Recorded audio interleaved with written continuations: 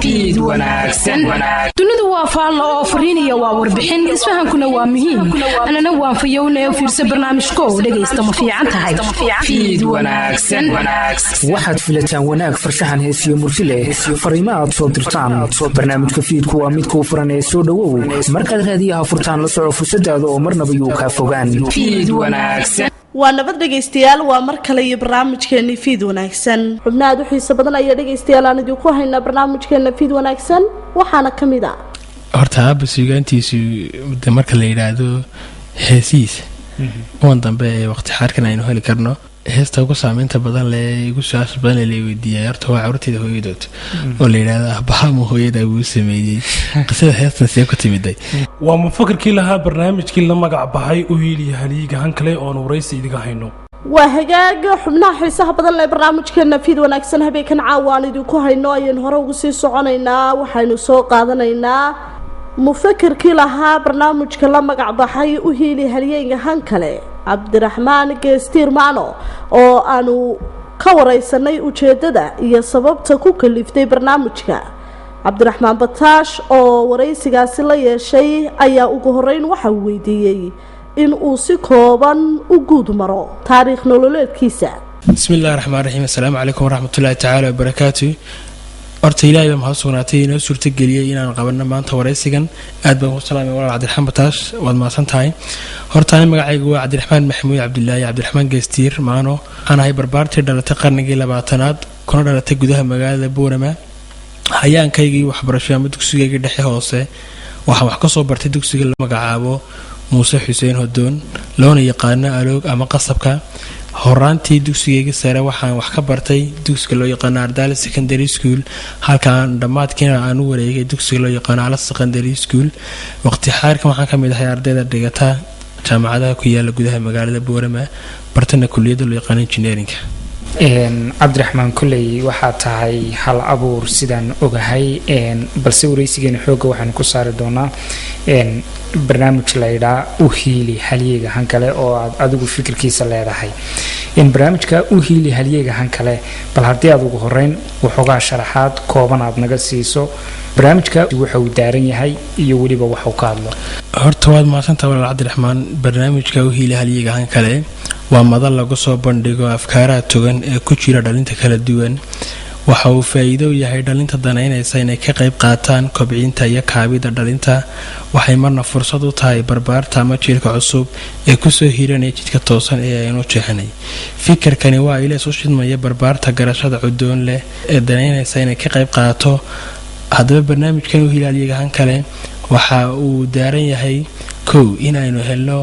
cudud curdin ah oo leh xirfad iyo xeelad ay ku hagaan bulshadan. 2 in aynu helno dhalinyar mida lehna fikir mida kuwaasoo dhan ka duulaya fikirkoogana mid yahay. kulley marka hawl la qabanayo bilowgeedu ma hawl yara. cabdiraxmaan maxaa kugu dhaliyay inaad barnaamij noocan aad samayso? waad mahadsantahay cabdiraxmaan walaal. horta barnaamijkan u hiili halyeegahan kale waxa waa barnaamij aan ku sifayn karay inuu ka yimid qiso dhaba. maalin maalmaha ka mid ah ku sugan gudaha magaalada boorama ayoo waxaa jirtay inama aan asxaabnahay oo aanu ku wada cawan jirnay meel aanu ka cabno shaaha. kadib inamadaas mid ka mid ah ayaa waxaa maalintaas wareysanay waxa uu sheegay inuu qoray buug. wiilkii maalinkii markuu fikirka ii soo bandhigay inuu yahay qoraa doonayeen inuu soo bandhigo fikirkiisii uu ku qoray buugga doonayeen inuu la wadaago bulshada guud ahaanteed ayaa wiilkii waxa uu haddana isii carabaabay inuu buuggii lacagta ku kacaysa daabacadda ilaa 400 ay loogu soo qiyaasay. takiradii iyo hoteelkii iyo iftiishinadii iyo boodhkii iyo martidii wixiina ay lacageedoon ciiddaa laga noqotay. haddaba wiilkii waxa uu isku dayay ama waxa uu abaalgareeyay inuu caawimo ama uu contribution ka doonto ganacsatada gudaha magaalada boorama iyo shirkadaha laakiin umay suurtagelin oo badankooda sidii waxay ula hadleen shirkadeedoo kale waxay yidhaahdeen kumaanu darseen maxaa haydeen diiwaanka ama nooma qorshaysnada inaanu hawsha gudagalna maanta waqti xaadirkan. laakiin wiilkii waxa uu kharashkii usoo hoyday markii uu isku maray guud ahaanba contributionkiisii lacag u goynaysa uun karadii hoteelka. dee cidna uma maqnayn ceelna uma qodnayn isaga laftigiisa arday buu ahaa ma awoodin inuu iska dabaro hoteelkiisii iyo iftiishanadii iyo hawlihii oo dhan ama daabacadii buugtaba kadib wiilkii maalinkii dambe wadana waxa aan maqlay markay dhowr cisho kadib aan kala maqlayn oo maqaaxida waan is arki weynay waan is seegnay laakiin maalmaha kamid ah waxaan maqlay inuu wiilkii ku tahriibay lacagtii yara koobneed ee intii yara u soo gacan gashay maadaama ay waxba u goyn weyday inuu ku tahriibay haddaba wiilkii ha tahriibay maalinkii aan maqlay inuu wiilkii tahriibay ayaa waxa dhacday in haddana aan toddobaad aan warkiisii gudagoro orna wiilkii halka ku dambeeyey isagii wiilkii loo ay asxaab ayaan bas raacay waxaan maqlay haddana inuu ku sugan yahay Liibiya oo halkii magafo fadhiyo muddo kadib markii bil iyo bar meelaha wiilkiisii maqnaaba haddana maalin kale anoo waxaan kusoo waabarisanay warnaxdin leh oo ahayd inuu wiilkii ay markii badii galeen gaajo darteed ay doontii dheelhalowday kadib gaajo darteed maxay shakhsiyaadkii doonta saarna iyaga ay isxuneyn marka horta warkaasi wuxuu noqday war aad wallahi naxdin geliya oo marka shakhsi adigu aad garasho u leedahay ee aad aqoonto ama aad dad kale uu kaaga dhow yahay ee wada sheekaysateen ee isa soo fadhiisteen lagaaga sheego inuu isaga qof cunay isagana la cunay horta aad bala iyo dhaxdi badan tahay maalinkaas waxaan gartay inuu maxaa ku kalifay wiilkan inuu tahriibo waxay soo hormartay fikirkiisii ahaa ama fikirkiisii boogay inuu soo bandhigo doonayeen inuu la wadaago bulshada oo u hirgeli waayay yani jafar badan oo ka qaaday inuu macna fikirkiisii gudbiyo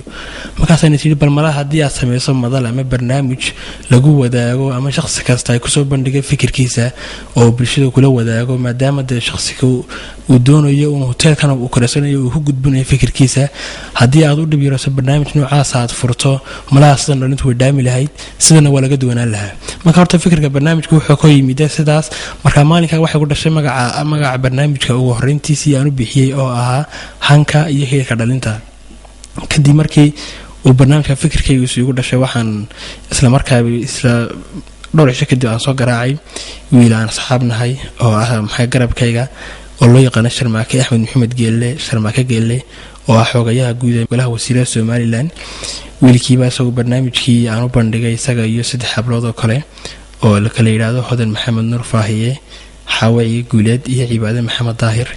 afartii shakhsi waxay noqdeen wallahi shakhsiyaadka barnaamijka oo ah didibada u taagay barnaamijkii fikirkiisii iyo fulintiisii bay la wadaagay magaca barnaamijka u heeli haliyaga han kale waxa uu ku suntan yahay ama waxa uu bixiyay ama xuquuqda magaca wax iska leh walaalkii Sharmaake Geelle oo isagu markii dambe markii aanu qaadaa dhignay magacaanta barnaamijka u xulay inuu magacu barnaamijku noqdo u heeli haliyaga han kale laakiin qofka ka qayb qaadanaya barnaamijkan u heeli haliyaga han kale qaab noocay ayaa lagu soo xushaa waad maasanta Cabdiraxmaan walaal horta shakhsi kasta oo barnaamij oo leh fikirro togan ama afkaar togan ku jiraan barnaamijku uu furan yahay maaha madal qabiil maaha madal shakhsi ama nin jeclaysi dadka kuma soo xulana qabiil kuma xulana shakhsi kasta kuma soo xulana maxay saaxiibtinimo laakiin waxaan ku soo xulanaa shakhsigan ma yahay shakhsi fikir togan ku jiro ma yahay shakhsi garanaya ama waafaqsan inuu doonayo in la helo dhalmida lehna fikir mida marka shakhsi kasta oo doonaya inuu fikir la wadaago bulshada fikirkiisuna uu yahay fikir ku tacalluqa arrimaha dhalinyarada way u furan tahay madashani waxaan anagu ma jiraan de maxay qodobo gaar oo aan oran karo maanta barnaamijku wuxuu furan yahay reer Boorama dhawada imika waqti xaalkan waxa ka qayb qaatay asxaab fara badan oo reer Burca reer Berbera iyaga laftirkooda way ka qayb qaateen Hargeysa waqti xaalkan aan ku suganahay baan ku guda jiraaba inaan duubistoodii iyo maxay ahaydeen hawlgalkoodii aan dhameeyo dilaa jirto galiyo marka waxa la oran karaa safarkaagan Hargeysa wuxuu daaran yahay barnaamijkaasi u heeli haliyaga han kale barnaamijkan muddayntii leeg ayaad Cabdiraxmaan waday maxaa se ka rajaynaysaa mustaqbalka dhow iyo mustaqbalka fog inaad Cabdiraxmaan wallahi aad baad maasantay barnaamijkan uu soo jiitamay oo wuxuu soo maray marxalado kala duwan oo xilli kasta igu iimaanay xaq kasta igu iimaanay laakiin waxaan oran karaa duruufahaas isoo wajahay waxa ila wadaagay shakhsiyaad gaar ah oo aan ku tilmaamay inay yihiin curadada barnaamijka oo afartii hore soo sheegay Sharmaake iyo Xawa iyo Cibaado iyo walaashay Hodan iyo wiil yiraahdo Maxamed Saalax Marre oo ah abwaanda yar quraana ah saaxiibkeena garabkeena ah ayaa ila wadaagay kulleed marka fikirada la wadaagana hawshu waxay noqonaysaa in maxay dhabar adeegeeda aad yeelato وهاجك الله كوجوليا يعني كلنا هاي برنامج كاسي runtii waa barnaamij ballaaran dhinaca kale Cabdiraxmaan maana waxa tahay hal abuur daayir waxa sameeyay maasooyin gabayo geeraro iyo weliba heeso bal xaggan hal abuurnimada haddii aad warbixin yaroo kooban oo aad naga siiso hal abuurnimadaadu waxay daaran tahay. horta waad mahadsantahay cabdiraxmaan walaal. horta anu waxaan ahay dee waxaa soomaalidu walaba waa hidda keentay iyo hiba keentay. suugaanta horta aniga xalkayga waa hidda keentay weeyaan, oo waxaan ahay wiilkii u dhalay abwaan maxamuud cabdilaahi guuleed gastiir oo ah maxaydin abwaankii sameeyey ama taariikhda aaba marka suugaantiisa laga sheekeynayo waxaa lagu xusuustaa maxay ahaydeen 1991 shirkii burco riwaayadii u horeysay lagu furo magaceedu ha waxaan daacad ahaynba dib u ka xumaan 1990 ee magaalada burco inuu isaga fikirkiisa lahaa iyo riwaayado kale ka horeeyay oo magacaantoodu ay ku suntanaayeen aad u fara badan oo la odhan jiray daada maantii duruufaa jira ficil baan lahayn oo fiirsan lahayd horta riwaayado fara badan. dhan kale waxaa jiray maxay ahaydeen awoowo xaatay xuseen geelle ilaahay jannadii firdawsa ka waraabiyo oo isaguna ahaa abwaanintii Soomaaliyeed ee daada weynaa oo ka mid ahaa maxay riwaayadii ugu horeysay ee afka Soomaaliga lagu dhigo ee 1956 magaceeduna ahaa qaadi mowlaan oo lagu dhigay magaalada Djibouti ka ahaa shakhsiyaadkii fikirada ku darsaday kana mid ahaa jilayaashii riwaayadaas oo isaguna ah maxay hooyada iyo aabaheed ilaahay maxay jannadii firdawsa ka waraabiyo. suugaanteedu horta inta badan waxaan wiil socod barad oo marka suugaanta la yiraahdo socod barad baan ku hooday waqti xaadirkan kuma sii tacalluqin, laakiin waxoogaa waan isku yardayaa inaan xariiqo inaan micnaha dhaxalkii aabo iyo kii awooba aan xajiyo waan rajaynaa inaan noqdo abwaan sida aabahay iyo awoogay iyo shakhsiyaadka kale ee ku caanbaxayba. wahagaag cabdiraxmaan qaybihii dambe ee wareysigeena ayaan kusii siqinaa. maxaad usoo jeedin lahayd guud ahaan dhalinyarada reer Somaliland? horta dhalinyarada aad baan u taageersanahay. waxaan qabaa fikirka ah haddii aynu helno fikir iyo ficil wada jira waxaynu noqonaynaa dhalinyar ku ciil baxdaa maxay ahaydeen cuyuda cudoon ama barbaarteenan haddii aynu isku duubnaano kulley waxaan qabaa fikirkaas sidan waynu dhaami doonaa. walaal Soomaali waxay tiraahdaa guuleystuhu wuxuu guuleystaa 2 jeer, mar waxa uu soo bandhigaa fikirka ku jira isaga, marka kalena waxa uu fuliyaa fikirkiisii oo dunida ayuu dul keenaa. marka horta guud ahaan Soomaaliland waxaan odhan lahaa dhalinyaradeeda iyo dhalinyarada Soomaaliyeedba saddex haddii aynu isla helno waxaan hubaa in aynu san dhaami doono. kow fikirka inagu jira in aynu ku darno ficil iyo fulin si aynu u xaqiijino guulaha daadsoon ee aynu doonayno in aynu hanano. 2 qeexida iyo rumaynta barabaarta aynu doonayno in aynu isdul taagno. shakhsi kasta oo inaga mid wuxuu doonayaa inuu meel hiigsado wariyadiisa aan ka rumeeyo, marka barta uu doonayo inuu gaadho waxaan doonaynaa inuu ka run sheego ama uu isdul taago wax walba oo carqaladana uu u dulqaato. iyo 3 oo ah helidda cudud curdin ah oo isku duuban si aynu u walaalayno una wada jiraan fikiradeenu. wahagaag dhinacii barnaamijka haleyga han kale haddaynu dib ugu yar laabano in yar muddadii aad barnaamijkaasi soo waday ma xasuusataa waxyaabihii kugu la yaabka badnaa ee barnaamijkaasi kaa soo mara amase waxyaabihii kugu qosolka badnaa aad kala kulanta? wallaahi naar way fara badnaayeen, laakiin badanaa dee dhaguma dhigo oo Soomaali baynu nahay waynu dhalisheenu way iska fara badan tahay. waxaa jirtay maalmaha ka mid ah ku sugan gudaha magaalada Buurama ayaa waxay ka soo horbaxay wiil kaasuu magacayga markaa ma garan, laakiin wuxuu garanayay u hiilaliyahan kale. markaasuu yidhi waru hiilaliyahan kale maadaama aan ka yidhi walaal miyaan u miyahay, laakiin magacayga waa Cabdiraxmaan Gastiir. markaasuu adaniga yidhi wardeen adeerhaye wiil waxaa jiray wiil leeraa u hiilaliyahan kale oo aan garanayo lalahay magadasan fikri wax uu keenay armaada maya baan ka yidhi adeeranu kameeyay, laakiin waxaan ahaa shakhsi maxana soo kordhiyay barnaamij noocaasa shakhsiga xitaa adiga in la hadlay kii barnaamijka soo ku furay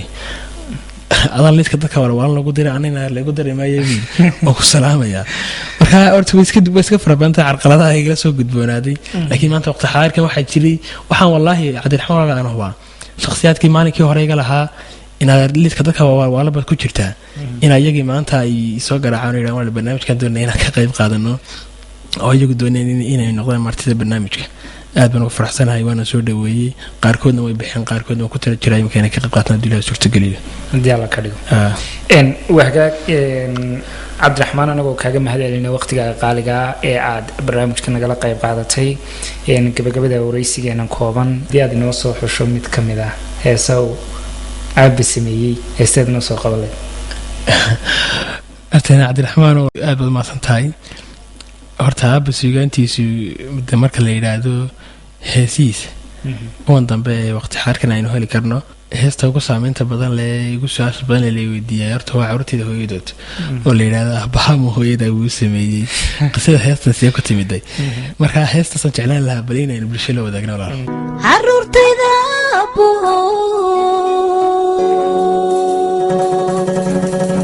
carruurteyda hooyado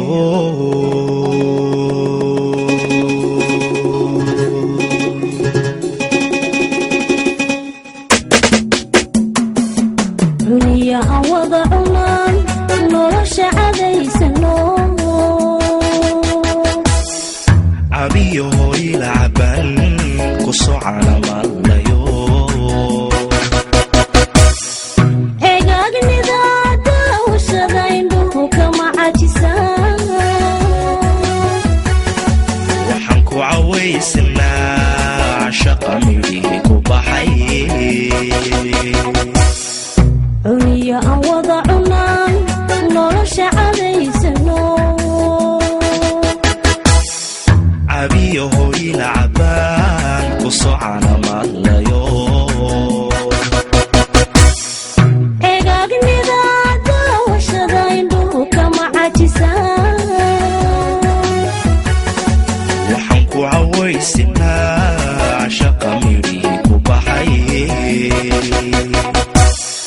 cadceedii soo baxdaba ducaan cidhibka u sura carruurtayda ahboho indhaha cabdigeeda jecel cusaybuun bayu tahay carruurtayda hooyado cadceedii soo baxdaba ducaan cidhibka u sura carruurtayda ahboho indhaha carfigeeda jecel cusaybuun bayu tahay carruurtayda hooyado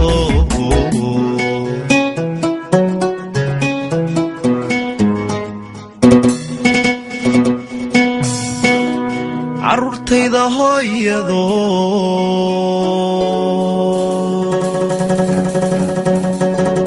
carruurtayda ahboho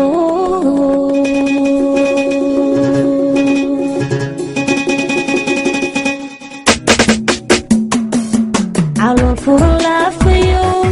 cafiyo isa samaxbaan taniyo wagaan cuskaday calafka isku kaya daray cimriga ku wadaginayo cawan wada haysana cagaha waxaan kula jirnaa cirkiday maalinta calool furan laafayo cafiyo isa samaxbaan taniyo wagaan cuskaday calafka isku kaya daray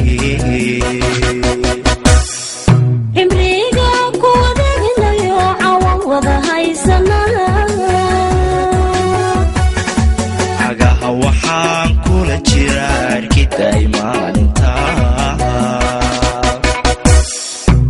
eegmada cusub uu yahay cishana laga marmi karin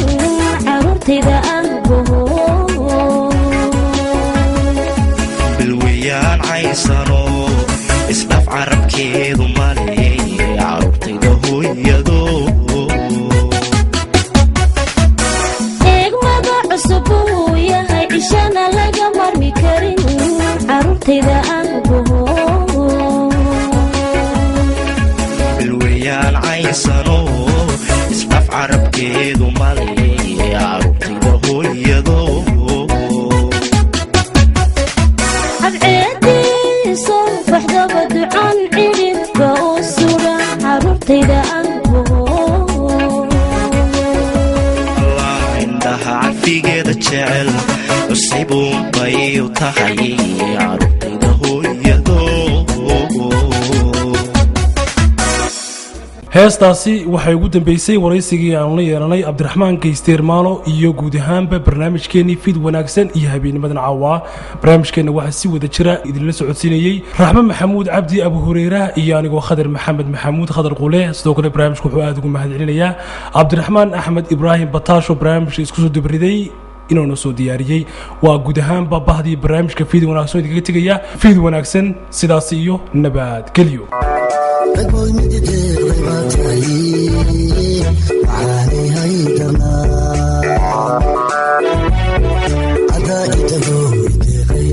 adaan ku tugaashanaya adigaan dumarka jeclaysay macaanay hay darnaa